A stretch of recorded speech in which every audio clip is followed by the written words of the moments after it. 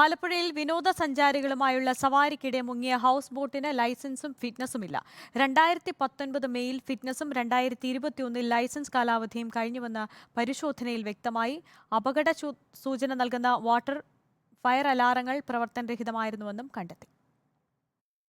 Tanur boat ദുരന്തം അന്വേഷിക്കുന്ന judicial commission chairman justice V K. മോഹനന്റെ സാന്നിധ്യത്തിൽ നടത്തിയ പരിശോധനയിലാണ് ക്രമക്കേട് കണ്ടെത്തിയത്.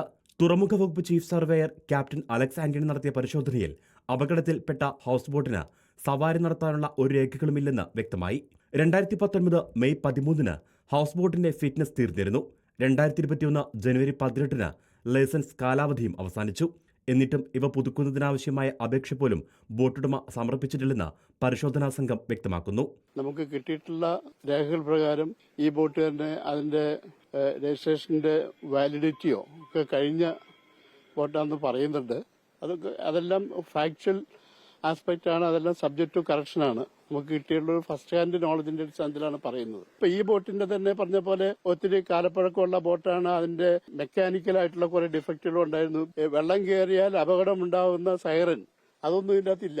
തിങ്കളാഴ്ചയാണ് വേമ്പനാട് കായലിൽ വെള്ളം കയറി ഹൗസ് ബോട്ട് മുങ്ങിയത്. കണ്ണൻ എന്നയാളുടെ ഉടമസ്ഥതയിലുള്ള ആര്യമോൾ എന്ന ബോട്ടാണ് മുങ്ങിയത്. ബോട്ടിലുണ്ടായിരുന്ന ആന്ധ്ര സ്വദേശികളായ 2 വിനോദസഞ്ചാരികളെ സമീപത്തുള്ള ബോട്ടുകാർ രക്ഷപ്പെടുത്തി. പുന്നമട സായി ജലകായിക പരിശീലന കേന്ദ്രത്തിന് സമീപം വെച്ചായിരുന്നു അപകടമുണ്ടായത്. റിപ്പോർട്ടർ, ആലപ്പുഴ.